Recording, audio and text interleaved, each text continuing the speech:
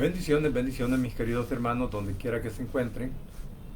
Que nuestro Señor Jesucristo los guarde, los bendiga, donde quiera que estén. En esta hora venimos a hacer una introducción al libro de los Hechos. Pues este libro es considerado por algunos eruditos el quinto evangelio, porque para muchos no solamente se trata de las cosas o los hechos que hicieron los apóstoles, sino la obra del Espíritu Santo a través de ellos. Bien, así que por eso digo, vamos a hacer una introducción de este libro, porque vamos a comenzar también a leerlo, a tratar de aprender, a tratar de hablar algunos aspectos de lo que este libro nos enseña. Como dije, tanto la obra de los apóstoles como la del Espíritu Santo, y que eso aún se sigue dando en todos aquellos que hemos creído en nuestro Señor Jesucristo como nuestro único Salvador personal. Así que vamos a orar. Padre Santo y bendito que estás en los cielos, gracias Señor te damos por este nuevo día que nos das, por esta nueva oportunidad para estar delante de tu presencia. Te agradecemos Señor todo el favor inmerecido que haces con nosotros al darnos salud, al darnos alimento, al darnos casa, al darnos seguridad, al darnos todo lo necesario Señor para que nosotros sigamos adelante. Padre Santo, gracias por esta oportunidad que tenemos para poder aprender de tu palabra, y gracias también porque tú sigues siendo fiel con todos y cada uno de aquellos que hemos confiado en tu nombre. Te suplico ahora, Padre Santo, que a través del poder del Espíritu Santo, cada uno de nosotros nos puedas abrir los ojos espirituales, que a cada uno de nosotros nos pueda dar esa dirección que siempre estamos deseando adquirir a través de tu palabra. Padre Santo, te lo suplico en el nombre de tu Hijo amado Jesucristo, que te quedes con nosotros desde el principio hasta el final, desde este inicio en el cual vamos a estar haciendo una introducción al libro de los Hechos, así también hasta finalizar desde el capítulo 1 hasta el capítulo 28, en donde cada uno de nosotros algo vamos a aprender, algo tú Señor nos vas a enseñar, y también que sea el Espíritu Santo quien dirija nuestras mentes y corazones. Padre Santo, asimismo te ruego por el pueblo de Israel, por la paz en Jerusalén, que libres a esa nación de todo ataque del enemigo, y que guardes Señor a toda esa población que ahora vive dentro de ese territorio. Asimismo te suplico por nuestro país El Salvador, por cada una de las autoridades y también por cada una de las familias que representamos donde quiera que se encuentren, dentro y fuera de nuestro país, que seas tú por favor obrando Señor en cada una de sus necesidades, en cada uno de sus problemas, en cada uno de sus problemas, situaciones difíciles en los cuales se puedan encontrar algunos hermanos en Cristo, en el extranjero, que seas tú por favor ayudándole. Así que desde ya nos depositamos en el hueco de tu mano, y espero Señor que seas tú a través del poder del Espíritu Santo dirigiendo mi mente, mi boca y mi corazón para poder hablar como corresponde toda la enseñanza que tú nos das a través de este libro de los Hechos. Así que desde ya Señor te ruego pues que te quedes con nosotros desde el principio hasta el final. En el nombre de Jesús, tu Hijo amado, he orado, bendito Padre Celestial. Amén y amén. Bien.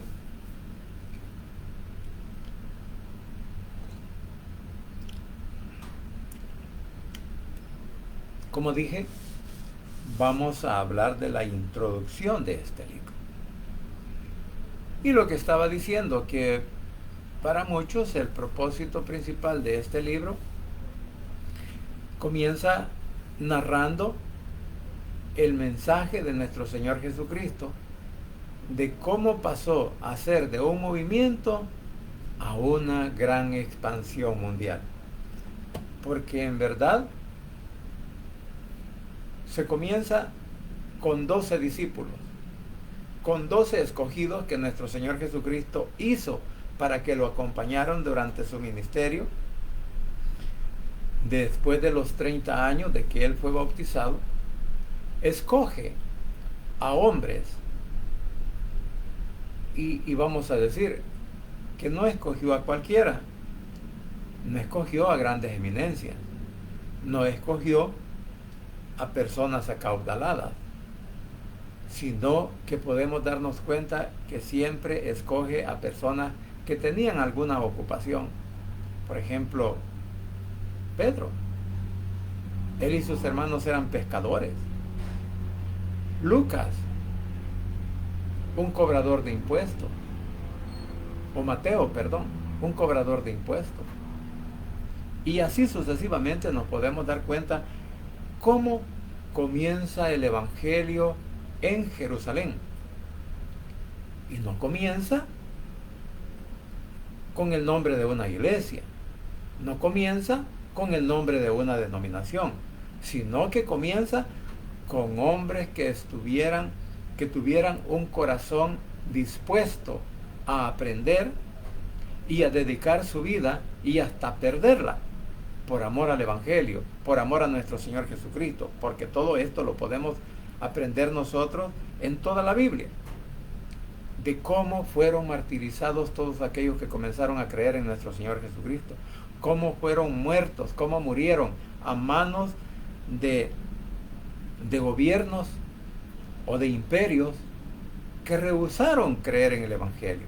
Entonces, por eso digo que en este libro vamos a encontrar inclusive la muerte del primer mártir del Evangelio. No fue Pedro, sino que fue Esteban, un evangelista, el primer evangelista del mundo. Y como también sale a la palestra lo que es el apóstol Pablo, ya que él, siendo un gran legalista, siendo un hombre seguidor de la ley, pero que tiene ese encuentro con nuestro Señor Jesucristo y se convierte en el discípulo que vino a reemplazar ¿a quién? A Judas, el que lo traicionó. Así que por eso, como decía, que lo podemos ver como tema central la obra del Espíritu Santo a través de ¿quién? De la iglesia primitiva. Porque la obra del Espíritu Santo fue que se expandiera el Evangelio, que a donde fuera o a donde quiera que fueran llevados los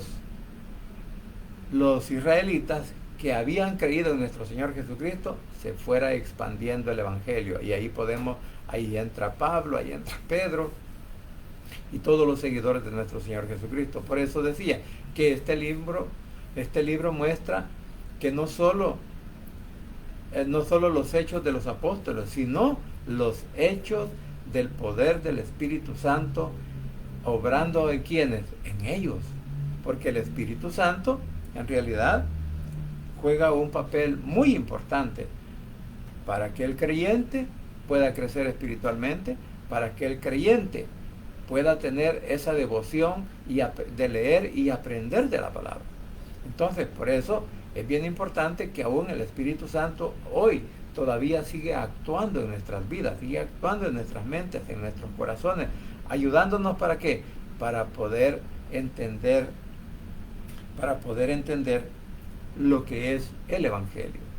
Ahora bien, tenemos un versículo muy importante en este libro, en el primer capítulo, que es el versículo 8, cuando les dice: pero recibiréis poder cuando haya venido sobre ustedes el Espíritu Santo, y me serán testigos en Jerusalén, en Judea, en Samaria y hasta lo último de la tierra.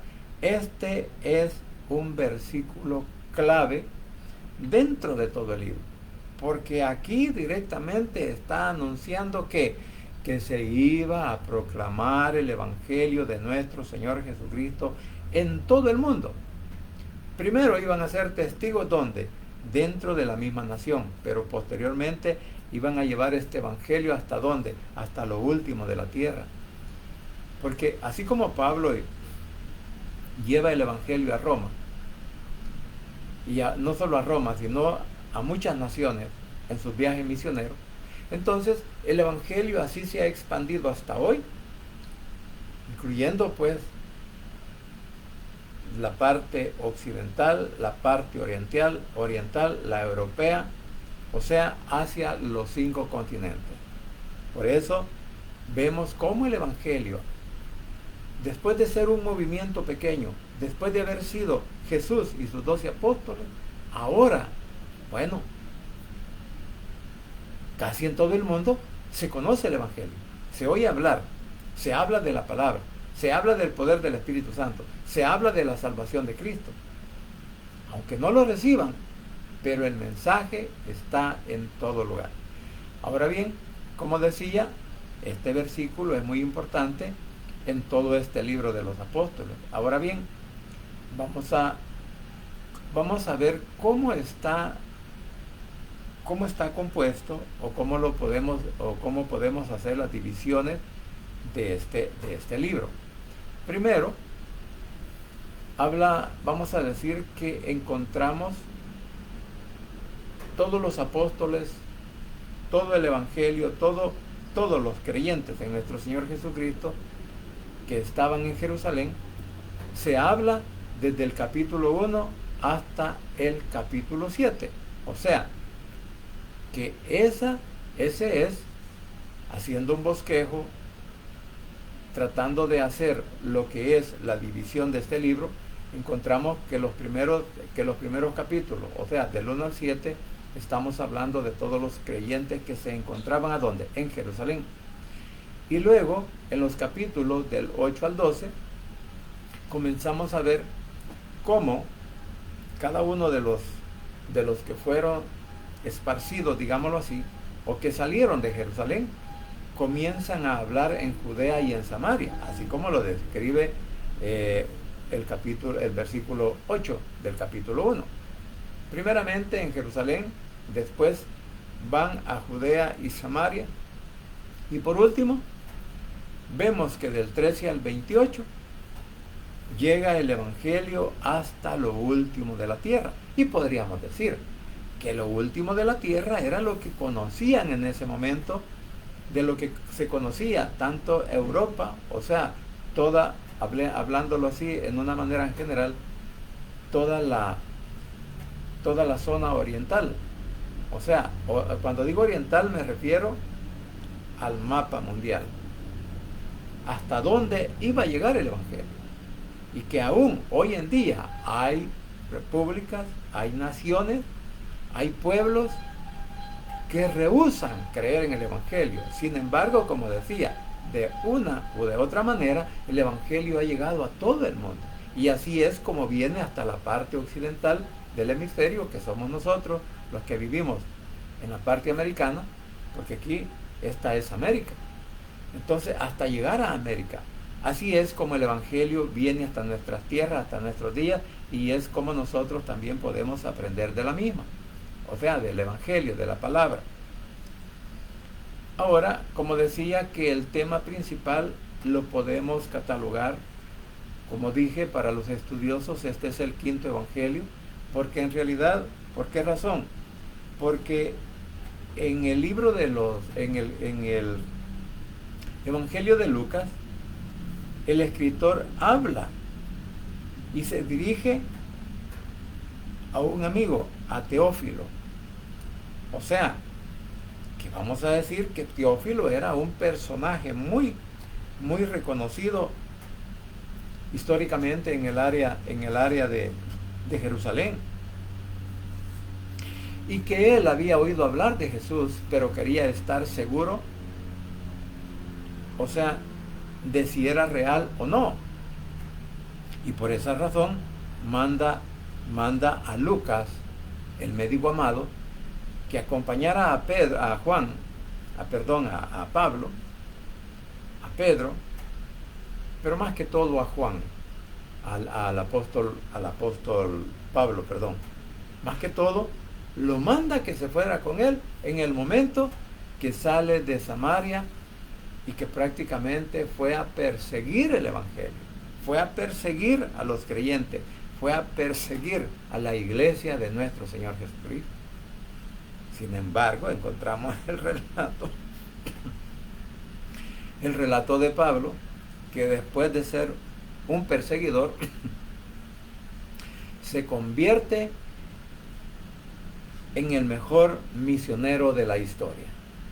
Así que, por eso estábamos hablando de cómo en el tercer punto del bosquejo de este libro, que comienzan del capítulo 13 y terminan en el capítulo 28, ahí se ve la obra misionera que Pablo realiza en el mundo en ese momento, y cómo el evangelio también ha venido a parar hasta nuestros días, hasta nuestras tierras, en donde ahora pues también aquí en América se conoce del evangelio. Que no todos lo creemos, que no todos lo reconocemos, que no todos lo recibimos, bueno, esa es otra cosa. Sin embargo, el libro muestra cómo se expandió el evangelio y cómo también la obra del poder del Espíritu Santo forma un papel bien importante. O sea que vamos a decir que podríamos considerar que aquí el personaje principal o el tema central tendría que ser la obra del poder del Espíritu Santo. ¿Por qué? Como vuelvo a repetir, porque para los estudiosos este libro representa el quinto evangelio, porque es la continuación de donde Lucas lo deja en el evangelio de Lucas y luego pasa a la segunda parte, o sea, es como una continuación. Y también aquí se narra, como segundo punto, podemos ver cómo se narra el nacimiento de la iglesia. ¿Con quiénes nació?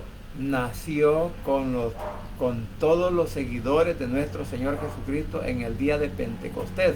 O sea, que como segundo punto que podemos ver, primero, la obra que hace el poder del Espíritu Santo. Segundo punto, el nacimiento de la iglesia.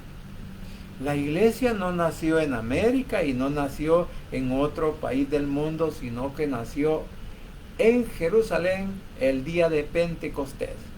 ¿Y quiénes eran los que estaban ahí? Eran judíos. Ahí no había otra clase de personas. Eran judíos, porque en el capítulo 2 así lo relata. ¿De dónde habían venido todos los judíos para cuando Pedro comienza a dar el primer mensaje del evangelio, en donde 3,000 personas o 3,000 judíos se convierten a Jesús, se convierten al evangelio, se convierten a seguir a nuestro Señor Jesucristo? ¿Por qué? Porque reconocieron que habían rechazado al Salvador del mundo. Entonces, la iglesia primitiva, la iglesia creyente en nuestro Señor Jesucristo, no en filosofía humana, creyente en el verdadero evangelio que fue enseñado, predicado por nuestro Señor Jesucristo y enseñado a los apóstoles. Entonces, con los apóstoles, ¿verdad? Incluyendo los 12 apóstoles, incluyendo a María, la madre de Jesús, que está hablando, que aparece como una de entre los 120 personas judías que habían ahí cuando nace la iglesia, o sea, en el día de Pentecostés. Así que, como digo, aquí podemos encontrar en realidad el nacimiento de la iglesia evangélica en el día de Pentecostés. Aunque la iglesia nace o se inicia con el relato que hace nuestro Señor Jesucristo a los 12 apóstoles, pero vamos a decir que el banderillazo del principio de la iglesia nace en el día de Pentecostés. ¿Y cuándo? También cuando el Espíritu Santo viene sobre ellos. Así que Y por último, como dije, hablando del tercer punto, la expansión del Evangelio. Aquí podemos entender cómo el Evangelio, cómo el mensaje de Cristo, cómo el mensaje de la salvación rompe barreras geográficas, barreras culturales y barreras también religiosas. Porque recordemos que la religión, que cualquier religión que ahora nosotros podemos observar o conocer, no es de ayer, sino que esto es ya de siglos atrás, inclusive antes del nacimiento de nuestro Señor Jesucristo, ya estaban los religiosos. Ahí Pablo era uno de ellos. Los fariseos, los saduceos, un partido político que también habían hecho los celotes. O sea, vamos a decir, aquellos que actuaron como revolucionarios. ¿En contra de quién? Del gobierno romano.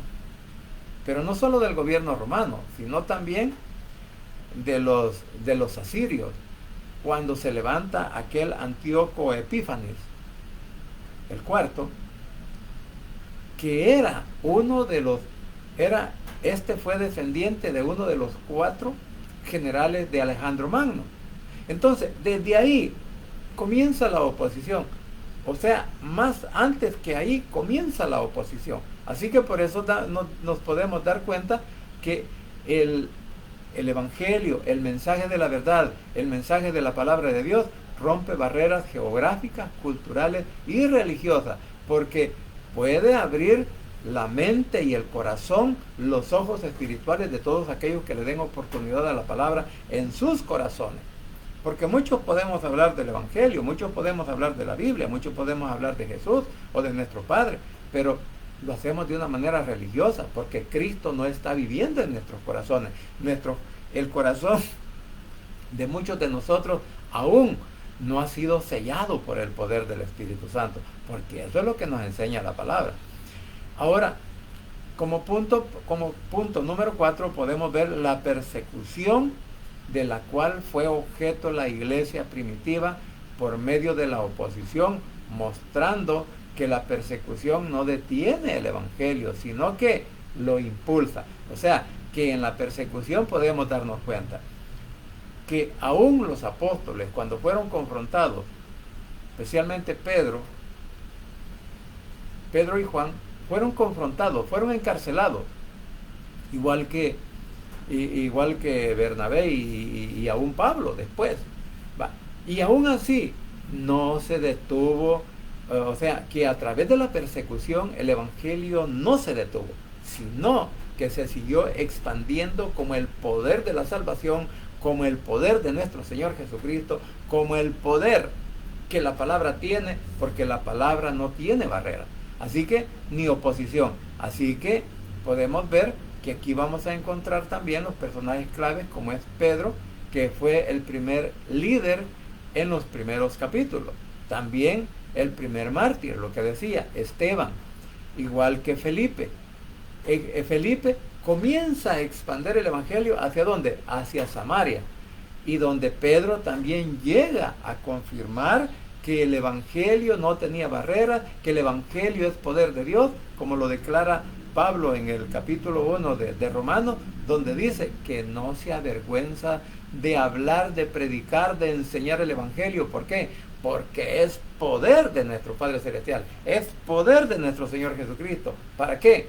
Para salvación, porque el Evangelio se predica para salvación, no para discutir, no para pelear, no para entrar en controversia, sino que el Evangelio se predica para salvación y no para contender con nadie, porque muchos eso hacen, publican, ofenden, reclaman, rechazan.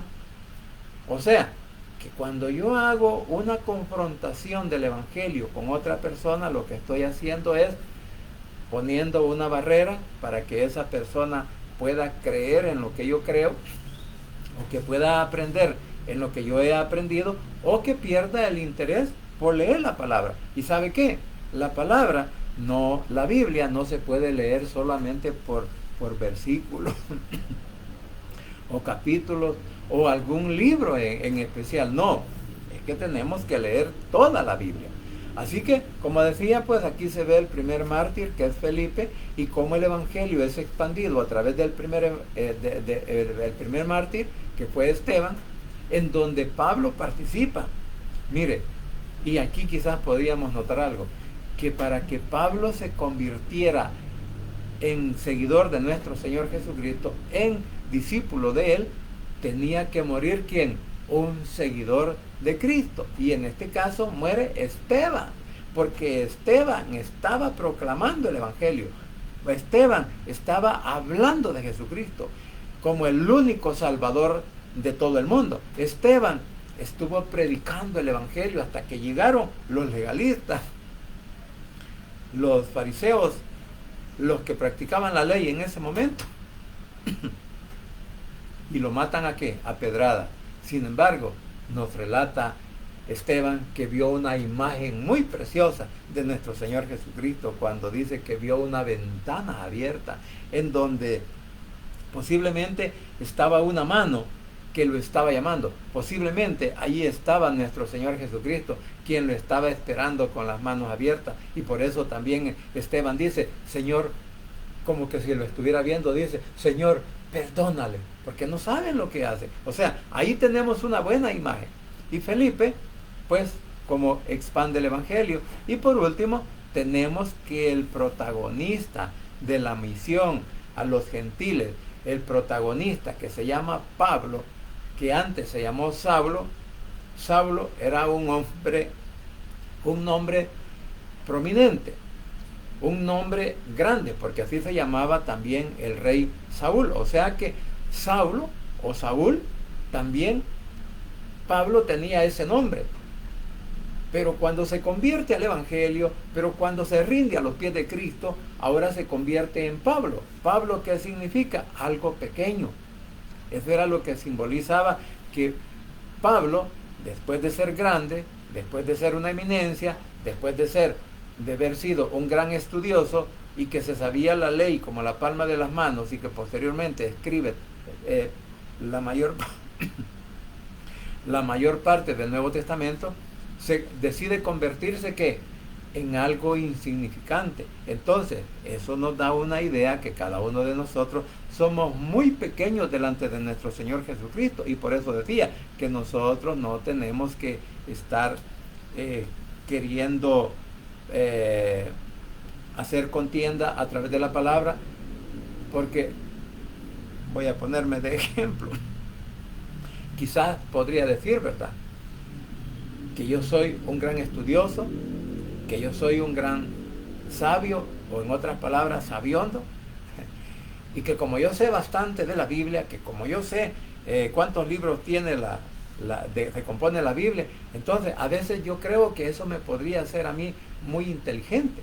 Pero la verdad que la inteligencia la encontramos dentro de la lectura, dentro de toda la palabra que está escrita en la Biblia. Por lo tanto, esto es algo bien importante que nosotros podemos entender, que para aprender, que para poder quizás hasta interpretar la Biblia, necesitamos la obra poderosa del poder del Espíritu Santo en nosotros, en nuestras mentes, en nuestros corazones, para poder entender el Evangelio, porque de otra manera no se puede entender. Por eso la Biblia llama al hombre natural, es el hombre carnal, o es el hombre que le falta entendimiento de la palabra. Y tenemos al hombre que es dirigido por el poder del Espíritu Santo y de la palabra, que puede llegar a tener un mejor entendimiento de la misma. Entonces, por esa razón, nosotros debemos depender siempre de la dirección del Espíritu Santo, que así como el poder del Espíritu Santo es manifestado en los hechos, así también nosotros tenemos que ser dirigidos como iglesia a través del poder del Espíritu Santo. Y también debemos de seguir hablando, debemos de seguir compartiendo, debemos de seguir enviando el mensaje de salvación a todo el mundo. En otras palabras, vamos a decir que nos podemos convertir en los nuevos misioneros que nuestro Señor Jesucristo puede preparar a todos y cada uno de nosotros a través de la palabra y con la dirección del Espíritu. Y también ¿Por qué? Porque el Evangelio debe de llegar hasta los últimos rincones de la tierra. El Evangelio todavía se puede seguir expandiendo aún hoy en día. Y especialmente porque estamos, como dije, como lo he dicho en alguna medida, estamos en tiempos muy peligrosos. Estamos en tiempos de mucha aflicción. Estamos en tiempos de mucha controversia. Estamos en tiempos en donde el hombre, aún diciendo conocer de Cristo, diciendo conocer de la palabra, está renunciando al Evangelio, está renunciando a nuestro Señor Jesucristo, está renunciando al poder de la palabra de salvación que proviene desde el cielo de parte de nuestro Padre Celestial. Así que, mis queridos hermanos, como dije, todo esto es una forma introductoria o una síntesis de lo que este libro nos enseña. Así que ahora pues le vamos a dar honra y gloria al Señor por la oportunidad de la vida que nos da y también porque Él sigue siendo fiel con cada uno de nosotros que hemos creído en su nombre y lo hemos aceptado como nuestro único y suficiente Salvador personal. Amén. Vamos a orar.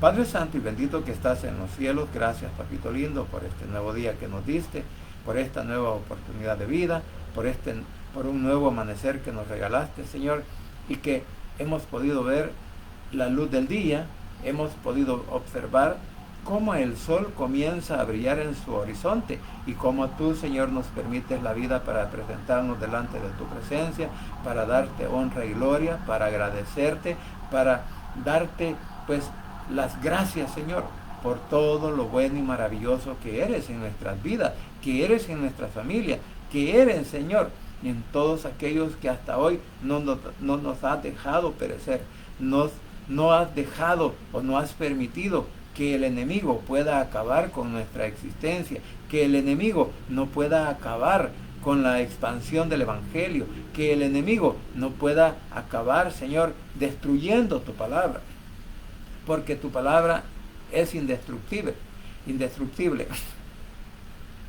Tu palabra es poderosa y hace que el hombre cobre nueva vida, que el hombre pueda llenarse de todo lo que tú nos enseñas para ser un buen hombre, una buena mujer, un buen hijo, un buen esposo, un buen nieto, un buen abuelo, un buen tatarabuelo, para las nuevas generaciones. Papito lindo, gracias, porque hasta aquí tú sigues siendo fiel con cada uno de nosotros. Hasta aquí, Señor, tu poder se sigue manifestando en nuestras vidas, porque cada día podemos ver un nuevo amanecer y cada día vemos cómo se van alargando nuestros años de vida y vemos también cómo tú nos estás bendiciendo y ayudando a salir adelante en cualquier circunstancia en la cual podríamos estar pasando. Papito lindo, gracias por ser fiel y bondadoso, amoroso, y por ser fiel para darnos la salvación, porque tú moriste en la cruz del Calvario para darnos la oportunidad de vida eterna,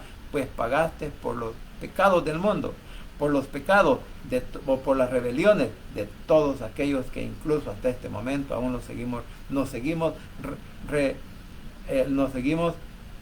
oponiendo o somos opositores al Evangelio, a la verdad que solamente tú la puedes dar. Así que, papito lindo, así mismo te suplico que seas tú, por favor, que toques mentes, que toques corazones de todos aquellos que aún se niegan a reconocerte a ti como Salvador personal, que en esta hora, Padre bendito, que en este día, en este momento, el poder del Espíritu Santo pueda llegar a sus vidas, a sus mentes y a sus corazones, para que puedan decidir abrir su corazón y confesar con sus labios que tú eres su único Salvador personal, repitiendo esta oración de la siguiente manera. Señor Jesús, en esta hora vengo delante de tu presencia, abro mi corazón y confieso con mi boca que tú eres mi único y suficiente Salvador personal. Creo que eres Dios, que moriste en la cruz y que resucitaste al tercer día. Padre, me arrepiento, soy pecador. Gracias te doy por haber enviado a tu Hijo Jesús a morir en mi lugar. Gracias, Cristo, por salvar mi alma hoy. Que el poder del Espíritu Santo selle mi corazón y me dé esa seguridad de que al morir voy a estar en tu presencia. Porque tú, mi Señor Jesús, escribirás mi nombre en el libro de la vida. En el nombre de Jesús, tu Hijo amado, he orado, bendito Padre Celestial. Amén y amén. Mi familia, gracias por permitirme llegar a sus hogares. Gracias por aquellos que se conectaron. Gracias porque hasta aquí nuestro Señor Jesucristo sigue siendo nuestro Salvador, sigue siendo nuestro Redentor, sigue siendo el que nos saca adelante, nos da la provisión, porque en Cristo Jesús hay poder y hay salvación. Y no se olvide que el Rey pronto estará llamando a su escogida. Bendiciones para todos y cada uno de ustedes, donde quiera que se encuentren.